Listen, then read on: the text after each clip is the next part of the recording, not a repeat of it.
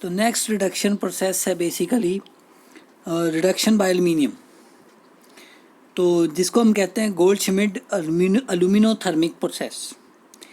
ये मेथड उन मेटल्स की रिडक्शन के काम आता है जिनका मेल्टिंग पॉइंट काफ़ी ज़्यादा हाई होता है, जिनके ऑक्साइड्स को मेल्ट करने में हाई टेम्परेचर चाहिए, उनके लिए हम रिडक्शन एल्यूमिनियम से करते हैं। इस मेथड में क्या करते हैं हम, concentration the mixture of basically ore होता है ऑक्साइड और एल्यूमिनियम पाउडर को हम एक क्रूसिबल में ले लेते हैं। स्टील का क्रूसिबल होता है जिसको सैंड बेड पे रखा जाता है। तो अब मैं उसमें एक इग्निशन मिक्सचर लूँगा। मैं क्या लूँगा कि एक बेरियम परऑक्साइड लेकर उसके साथ मैग्नीशियम का मिक्सचर ले लूँगा। जब मैं मैग्नीशियम को इग्नाइट करूँगा तो वो जो फायर होगी वो बेरियम परऑक्साइड तक पहुँच जाएगी। जैसे ही बेरियम परऑक्साइड जो है वो एक्सप्लोड करेगा तो जो हीट रिलीज़ होगी वो बेसिकली रिडक्शन के लिए काम आएगी, यूज़ हो जाएगी। तो इसी तरह से फिर एल्यूमिनियम क्या करता है, जो एनर्जी रिलीज़ होती है वो एल्यूमिनियम को भी मेल्ट कर देती है, एल्यूमिना को, और मेटल को भी मेल्ट कर देती है, जिसको हम सेपरेट कर लेते हैं। तो इसी तरह से हम क्रोमियम की रिडक्शन कर सकते हैं एल्यूमिनियम से, मैग्नीज के ऑक्साइड्स हैं उनकी रिडक्शन कर सकते हैं एल्यूमिनियम से। तो this process is basically for metals with high melting point, चाहे उनके ऑक्साइड्स का मेल्ट करने का टेम्परेचर ज़्यादा हो या मेटल का ही टेम्परेचर ज़्यादा हो, उनके लिए एल्यूमिनोथर्मिक प्रोसेस को यूज़ किया जाता है। नेक्स्ट आता है सेल्फ रिडक्शन प्रोसेस। उसमें क्या करते हैं हम, बेसिकली जो सल्फाइड ओर्स होते हैं लेस इलेक्ट्रोपॉजिटिव मेटल के, उनको हम हीट करते हैं। सबसे पहले उनका ऑक्साइड बनाते हैं। वो जो ऑक्साइड है बेसिकली उसमें अगर तुम्हारा और कुछ रह गया, मान लो वो सल्फाइड और थोड़ा सा रह गया, तो वो जो ऑक्साइड बना है तो सल्फाइड और उस ऑक्साइड को रिड्यूस कर देगा। तो मेरे को यहाँ पे बाहर से रिड्यूसिंग एजेंट डालने की ज़रूरत नहीं है। मुझे यहाँ बाहर से रिड्यूसिंग एजेंट डालने की ज़रूरत नहीं है। जो मेरा और बच जाता है वो ही ऑक्साइड को रिड्यूस कर देता है। फॉर एग्ज़ाम्पल मैंने 3 एग्ज़ाम्पल दिए नीचे, सिनेबार, कॉपर ग्लैंस और गैलेना। तो पहले देखिए, कॉपर सल्फाइड को मैंने कॉपर ऑक्साइड बनाया, फिर कॉपर ग्लैंस से, फिर उसके बाद कॉपर ऑक्साइड को ही कॉपर का जो ओर है कॉपर सल्फाइड उसी ने ही रिड्यूस करके कॉपर को कॉपर प्लस SO2 बना दिया, जिससे मैं कॉपर को एक्सट्रैक्ट कर लिया। तो this is self reduction process. Next है हमारा इलेक्ट्रोलिटिक रिडक्शन। इलेक्ट्रोलिटिक रिडक्शन उनके लिए होती है जो बहुत ही हाईली इलेक्ट्रोपॉजिटिव एलिमेंट्स होते हैं। इस मेथड में क्या करते हैं, चाहे आपके हाई इलेक्ट्रोपॉजिटिव एलिमेंट का हाइड्रोक्साइड्स हो, चाहे ऑक्साइड हो, चाहे क्लोराइड हो, उनको मोल्टन फॉर्म में लेकर हम small amount of salt add कर देंगे। सॉल्ट ऐड इसलिए करते हैं ताकि कंडक्टिविटी बढ़ जाए और इलेक्ट्रोलिसिस थोड़ी फास्ट हो जाए। और दूसरा इलेक्ट्रोलाइट का काम होता है कि जो मेरा फ्यूजन मिक्सचर तैयार होता है उसका मेल्टिंग पॉइंट कम होता है। लेकिन यहाँ पर यह है कि हर एक केस में समटाइम्स, हर बार हम इलेक्ट्रोलाइट नहीं डालते, लेकिन कुछ केसेस में डालते हैं।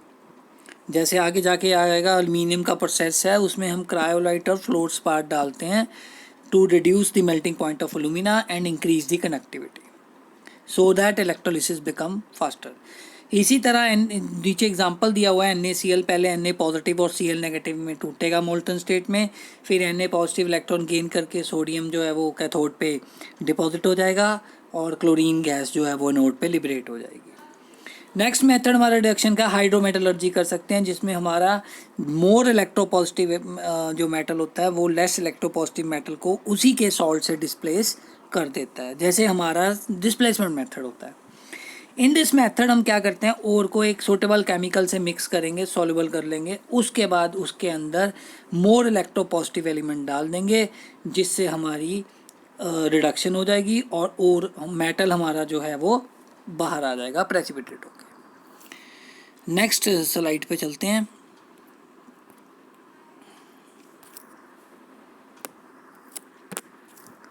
तो देखिए एग्जांपल दी हुई है एक्सट्रैक्शन ऑफ कॉपर की। कॉपर ऑक्साइड जो है that is dissolved in sulphuric acid, उसको सल्फ्यूरिक एसिड में डाला तो कॉपर सल्फेट बन गया, ठीक है। और फिर कॉपर सल्फेट में मैंने मोर इलेक्ट्रोपॉजिटिव एलिमेंट डाल दिया आयरन, तो कॉपर जो है वो प्रेसिपिटेट उसके सॉल्युबल फॉर्म में FeSO4 में मुझे मिल जाएंगे, जिसको मैं सेपरेट कर लूँगा। नेक्स्ट है हमारा इलिंगम डायग्राम। इलिंगम डायग्राम बेसिकली हमारा इसलिए यूज़ करते हैं कि वेदर रिडक्शन जो हम करा रहे हैं, जो ऊपर हमने सारी रिडक्शन प्रोसेसेस पढ़े हैं, क्या वो रिडक्शन हो जाएगी या नहीं होगी, इसके लिए हमने इलिंगम डायग्राम का यूज़ करना है। तो वो हमें यही बताता है स्पॉन्टेनिटी ऑफ प्रोसेस। जो ऑक्साइड की फॉर्मेशन हो रही है उसका डेल्टा जी अगर नेगेटिव है, इसका मतलब उसकी वो स्पॉन्टेनियस प्रोसेस है। तो जो रिडक्शन किसी मेटल से करवा रहा हूँ तो वो क्या स्पॉन्टेनियस है या नहीं है, उसके लिए हमें इलिंगम डायग्राम की हेल्प लेनी पड़ती है। इलिंगम डायग्राम बेसिकली हम क्या करते हैं, जो हमारी गिब्स फ्री एनर्जी होती है डेल्टा जी, उसका हम टेम्परेचर के साथ ग्राफ बनाते हैं। तो डेल्टा जी पहले देखते हैं कि जो ऑक्साइड की फॉर्मेशन होती है इसमें डेल्टा जी नेगेटिव होता है या नहीं होता। तो देखिए डेल्टा एच जो है वो नेगेटिव होता है, ठीक है। तो जो हमारा डेल्टा जी है वो भी नेगेटिव हो जाता है। डेल्टा जी अगर नेगेटिव होगा तो मेरा इक्विलिब्रियम कांस्टेंट जो है वो पॉजिटिव आएगा। पॉजिटिव का मतलब है कि फॉरवर्ड डायरेक्शन, इसका मतलब फॉरवर्ड डायरेक्शन मतलब फेवर होगा, ठीक है। बट दूसरा हमारा है कि इसमें कि अगर हमारे पास दो रिएक्शन का कम्बिनेशन हो, ये कह रहा है कि अगर हमारे पास दो रिएक्शन होते हैं, अगर उनका नेट डेल्टा जी भी नेगेटिव आ जाता है तो इसका मतलब है कि एक ऑक्साइड फॉर्मेशन का जो मेटल है वो दूसरी ऑक्साइड फॉर्मेशन के दूसरी जो ऑक्साइड फॉर्मेशन का रिएक्शन है उसके ऑक्साइड को रिड्यूस कर देगा। नेक्स्ट है हमारा ये रहा सामने Ellingham diagram, basically graph of delta G with temperature. तो सबसे पहले हम अगर बात करें तो देखो हमारा हम जब सॉलिड में मेटल सॉलिड होता है उसमें जब O2 डालते हैं गैस तो वो सॉलिड बन रहा है। इसका मतलब क्या है, मेरा लेफ़्ट टू राइट जैसे ही जाता हूँ प्रोडक्ट सॉलिड में जा रहा है, ठीक है। सॉलिड में जा रहा है तो रैंडमनेस क्या हो रही है, कम हो रही है। रैंडमनेस कम होने का मतलब डेल्टा एस नेगेटिव हो रहा है। रैंडमनेस कम मतलब डेल्टा एस नेगेटिव। तो तब भी देखो डेल्टा एस नेगेटिव होने के बावजूद, टेम्परेचर हाई होने के बावजूद भी मेरा डेल्टा जी की जो वैल्यू है that becomes goes on positive value, वो भी पॉजिटिव हो रहा है तब भी, ठीक है। कर्व जो मेरा है वो ऊपर को जा रहा है, मतलब डेल्टा जी मोर पॉजिटिव की तरफ जा रहा है। वो इसीलिए हो रहा है कि इसका मतलब है कि जो delta H minus T delta S की वैल्यू है वो पॉजिटिव आ रही है, मतलब डेल्टा एस नेगेटिव होगा तो नेगेटिव नेगेटिव हो जाएगा पॉजिटिव, और टेम्परेचर भी हाई है तो डेल्टा जी पॉजिटिव आएगा, ठीक है। नेक्स्ट है except for processes in which straight line is obtained.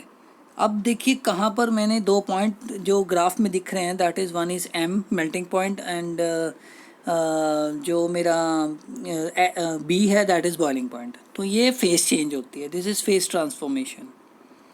तो बेसिकली जब फेस ट्रांसफॉर्मेशन भी होती है तब भी पॉजिटिव वैल्यू आ रही है और पॉजिटिव हो रहा है, मतलब स्लोप बढ़ रही है ग्राफ की, क्योंकि एब्रप्ट चेंज हो रहा है हमारे कर्व के अंदर। इन प्रोसेसेस को अगर छोड़ दूं, बाकी सारी जो मेरी जिनमें मेरी अब्रप्ट चेंज हो रही है उनको छोड़ दूं तो बाकी सारी की सारी मेरी स्ट्रेट लाइन है, ठीक है। तो जिस टेम्परेचर पे फेस चेंज होता है बेसिकली, जिस टेम्परेचर पे, वहाँ उस टेम्परेचर से अबव देखिए जो डेल्टा जी है that become positive, goes on positive side की तरफ जा रहा है।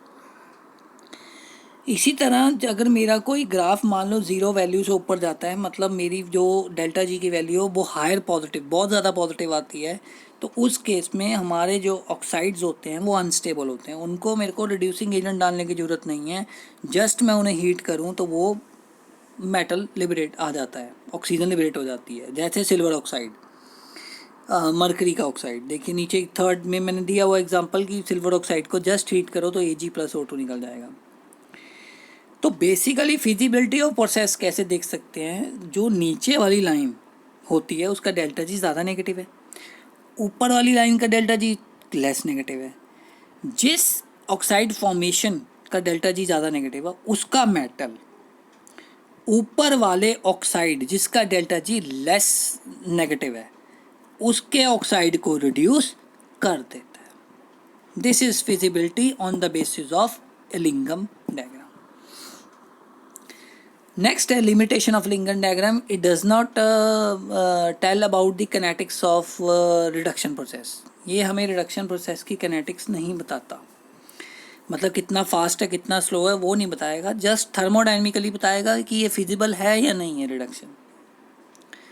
थर्ड पॉइंट हमारा बनता है रिफाइनिंग, मतलब जो हमारा मेटल आया उस वो इम्प्योर है, उसके अंदर अनचेंज्ड ओर भी रह सकता है, उसके अंदर नॉन मेटल्स भी रह सकता है, उसके अंदर स्लैग भी बची हो सकती है, उसके अंदर फ्लक्स भी बची हो सकती है। तो बेसिकली उस सारी चीज़ों को अगर रिमूव करूँ तो मेरे पास प्योर मेटल एक्सट्रैक्ट होगा। तो उसके लिए दो मेटल्स, डिफरेंट मेटल्स के लिए डिफरेंट मेथड्स हैं। तो सबसे पहला है लिक्वेशन प्रोसेस। लिक्वेशन प्रोसेस उसके लिए यूज़ करते हैं जिन मेटल्स का मेल्टिंग पॉइंट बहुत कम होता है।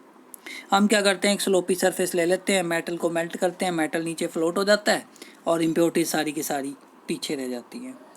तो लो मेल्टिंग पॉइंट जो मेटल्स हैं हमारे हैं, जैसे बिस्मथ हो गया, टिन हो गया, लेड हो गया, एक्सेट्रा। नेक्स्ट मेथड प्योरीफिकेशन का है डिस्टिलेशन। हम क्या करते हैं, बेसिकली डिस्टिलेशन उसके लिए यूज़ करते हैं उन मेटल्स के लिए जिनका बॉइलिंग पॉइंट बहुत कम है। इसमें हम क्या करते हैं कि एक रिटॉर्ट लेंगे, उसके अंदर मेटल को रख देंगे और फिर हीट करेंगे तो वेपर बन जाएंगे। वेपर्स को फिर कंडेंस करेंगे तो उसको दोबारा मेटल को मोल्टन स्टेट में ले आएंगे और इम्प्योरिटीज़ मेरी जो होंगी वो नॉन वॉलेटाइल होंगी, उनका बॉइलिंग पॉइंट ज़्यादा होगा, वो नहीं आएंगे। नेक्स्ट मेथड हमारा पायरोमेटलर्जिकल ऑक्सीडेशन। ये उनके लिए होता है जिनकी अफिनिटी ऑक्सीजन के प्रति बहुत ज़्यादा होती है, जैसे आयरन, कॉपर, सिल्वर। तो पायरोमेटलर्जिकल ऑक्सीडेशन में 3 मेथड आते हैं। पहला है हमारा क्यूपलेशन, जिसमें हम क्या करते हैं, बेसिकली मेटल को हीट करते हैं, एक ओवल शेप क्रूसिबल लेते हैं, उसका बना होता है सीमेंट का या बोन ऐश का, उसमें एयर पास करते हैं तो जितनी इम्प्योरिटीज़ होती है सारी ऑक्सीडाइज हो जाती हैं और उसको एयर के साथ ही रिमूव कर दी जाती हैं। जैसे लेड कई बार सिल्वर के साथ ही रह जाता है, तो लेड को रिमूव करने के लिए हम उसको लेड को ऑक्सीडाइज करके उसका ऑक्साइड बनाकर उसको रिमूव कर देते हैं सिल्वर से, तो सिल्वर प्योर हो जाता है। नेक्स्ट मेथड है bessemerisation. In this method impure metal लेना है फर्नेस के अंदर, ठीक है, और कंप्रेस्ड एयर को ब्लोन करना है मोल्टन मास के लिए। तो जितनी भी, जैसे एग्जांपल है हमारे पास पिग आयरन, बेसिकली इसके अंदर इम्प्योरिटी जुड़ी होती है मैग्नीज की, सिलिकॉन की, कार्बन की, मैग्नीज ऑक्साइड्स की। तो जब हम इसमें हॉट एयर ब्लोन करते हैं तो सारी ये ऑक्साइड्स बनाकर अलग हो जाते हैं, तो इसको कहते हैं बिस्मराइजेशन। बेसिकली इसके लिए बिस्मर कन्वर्टर होता है, उसको यूज़ करते हैं। नेक्स्ट हमारा प्यूरिफिकेशन मेथड है पोलिंग। पोलिंग बेसिकली क्या है, ग्रीन पोल्स ऑफ वुड लेते हैं, वो क्या करते हैं, वो हाइड्रोकार्बन प्रोड्यूस करते हैं, गैसेस जैसे कार्बन मोनोऑक्साइड, हाइड्रोजन गैस। वो क्या करती हैं, जितनी भी हमारी इम्प्योरिटीज़ होती हैं, उस ऑक्साइड की इम्प्योरिटीज़ होती हैं, उसको रिड्यूस कर देते हैं। इसी तरह तो best example is copper. Copper को हम इसी तरह से उसकी सारी जितनी ऑक्साइड्स की इम्प्योरिटी उसके साथ जुड़ी होती हैं सारी रिमूव कर दी जाती हैं बाय पोलिंग। और ये बहुत ही बच्चों पुराना मेथड है, ये पहले यूज़ किया जाता था ज़्यादा, अब तो कॉपर के लिए आप इलेक्ट्रोलिटिक रिफाइनिंग भी कर सकते हैं। नेक्स्ट है इलेक्ट्रोलिटिक रिफाइनिंग ऑफ मेटल। इसमें क्या करते हैं, इम्प्योर मेटल को एनोड लेंगे, प्योर मेटल की कोटिंग कर देंगे कैथोड पे, और नीचे एक इलेक्ट्रोलाइट ले लेंगे, उसी मेटल के सॉल्ट ले लेंगे कोई, जैसे मान लो कॉपर की एक्सट्रैक्शन कर रहे हैं तो कॉपर सल्फेट ले लेंगे, सिल्वर की एक्सट्रैक्शन कर लें मान लो तो सिल्वर नाइट्रेट ले लेंगे, समथिंग लाइक दिस, उसी का सॉल्ट ले लेंगे। तो क्या होगा, बेसिकली एनोड की ऑक्सीडेशन होगी, मेटल नीचे उतरेगा, फिर वो इलेक्ट्रॉन गेन करके कैथोड पे जाके डिपॉजिट हो जाएगा, जिससे मेरा कॉपर जो मेटल है वो प्योर हो जाएगा। नेक्स्ट है प्यूरिफिकेशन कर सकते हैं, देखो कॉपर की, सिल्वर की कर सकते हैं, लेड की कर सकते हैं। लेड की जब प्यूरिफिकेशन करते हैं उसको हम बेट्स प्रोसेस कहते हैं। तो जितनी भी बेसिकली सॉल्युबल इम्प्योरिटीज़ होती हैं वो तो इलेक्ट्रोलाइट में चल जाती हैं, लेकिन जितनी भी नॉन सॉल्युबल इम्प्योरिटीज़ होती हैं वो जो है एनोड के डाउनवर्ड पोजीशन पे इकट्ठी हो जाती हैं as in the form of sludge, that is anode mud कहते हैं उसको, एनोड स्लज या एनोड मड कहते हैं। नेक्स्ट हमारा मेथड है vapour phase refining. Special method है। वेपर फेस रिफाइनिंग का प्रिंसिपल है कि मेटल को पहले आपने किसी वॉलेटाइल कंपाउंड में कन्वर्ट करना है, इम्प्योरिटीज़ नहीं कन्वर्ट होंगी, सिर्फ मेटल कल्ला वॉलेटाइल कंपाउंड में कन्वर्ट हो जाएगा। वॉलेटाइल कंपाउंड को हीट करके डिकम्पोज करोगे तो प्योर मेटल निकल जाएगा और बाकी जो है वो सारा गैस बन के एलिमिनेट हो जाएगा। तो सबसे पहला मेथड जो है वेपर फेज रिफाइनिंग की एग्जांपल है मॉन्ट प्रोसेस। ये निकल की प्यूरिफिकेशन के लिए हम यूज़ करते हैं। इन दिस मेथड इम्प्योर मेटल को हम कार्बन मोनोऑक्साइड से ट्रीट करेंगे पहले। वो निकल टेट्राकार्बोनिल बनाएगा, दैट इज़ वॉलेटाइल कंपाउंड, जिसको हम हीट करके डिकम्पोज करेंगे और pure nickel plus CO liberate हो जाएगी। सिमिलरली सेम प्रिंसिपल पे बेस्ड है वैन आर्कल प्रोसेस भी यही है, बस इसमें इतना फ़र्क है कि हम मेटल को आयोडाइड बनाते हैं, फिर उसको हीट करके प्योर मेटल प्लस आयोडीन को लिबरेट करवा देते हैं। तो इसमें हम ये basically ultra pure metal use करते हैं, अल्ट्रा प्योर मेटल ऑब्टेन कर सकते हैं वैन आर्कल प्रोसेस से। तो बट ये है थोड़ा सा एक्सपेंसिव मेथड है। तो टाइटेनियम और जिरकोनियम को अगर आपने प्योर करना है then we use van Arkel method. Next method हमारा जोन रिफाइनिंग। जोन रिफाइनिंग को हम फ्रैक्शनल क्रिस्टलाइजेशन भी कहते हैं। इसमें हम हाईली प्योर मेटल ऑब्टेन कर सकते हैं।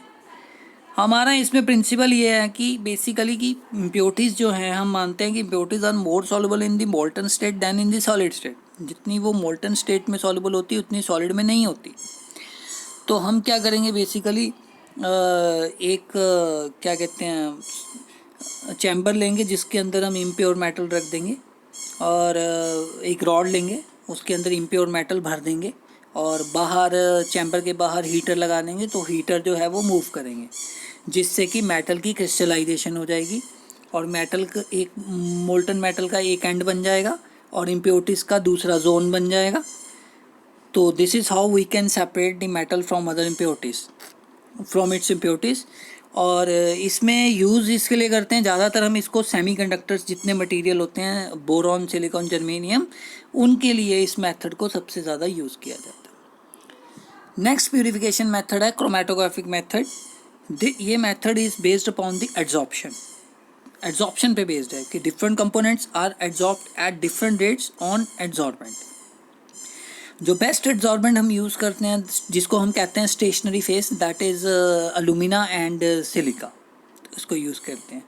और जो मेरा मोबाइल फेस होता है वो देखिए सॉल्वेंट होता है, that can be a non polar, that can be polar, that can be any ratio of polar non polar depending upon the compound we are going to separate. तो ये basically बहुत useful method है purification के लिए। अगर आपके compound के साथ कोई माइन्यूट इम्प्योरिटीज़ भी जुड़ी हैं तो भी मेरा क्रोमेटोग्राफिक मेथड सबसे बेस्ट मेथड है। एंड दूसरी बात, अगर केमिकल प्रॉपर्टीज़ में इम्प्योरिटी और मेटल की केमिकल प्रॉपर्टीज़ में ज़्यादा फ़र्क नहीं है तब भी ये मेथड बहुत ही अच्छा है। इसमें करते हैं कि हम बेसिकली एक कॉलम लेते हैं, सबसे कॉमनली यूज़ हम कॉलम क्रोमेटोग्राफी करते हैं। हम कॉलम लेते हैं, कॉलम के अंदर हम सिलिका भर देते हैं एड्जॉर्बेंट, जिसके फिर हम क्या करते हैं कंपाउंड जिसको सेपरेट करना है उसको सॉल्युबल कर लेते हैं, सॉल्वेंट में घोल लेते हैं, वो भी ऊपर डाल देते हैं। फिर हम सॉल्वेंट को रन करवाते हैं जिससे जो डिफरेंट कंपाउंड्स हैं वो सेपरेट हो जाते हैं। जो पहले आ जाएगा कॉलम में वो कम एड्जॉर्ब हुआ है और जो लास्ट में आएगा वो ज़्यादा एड्जॉर्ब हुआ है। तो इस तरह से हम इसको एक्सट्रैक्ट कर लेंगे एक फ्लास्क में। तो बेसिकली रेट ऑफ एब्जॉर्प्शन यही है कि अगर मान लो मेरा ऊपर वाला A है, बीच वाला जोन B है, फिर C है, तो C जो है वो सबसे कम एब्जॉर्ब हुआ है लेकिन वो एल्यूट सबसे फास्ट हुआ है, एल्यूशन उसकी फास्ट हुई है लेकिन एब्जॉर्प्शन उसकी बहुत स्लो हुई है। तो this is chromatographic method that is based upon absorption.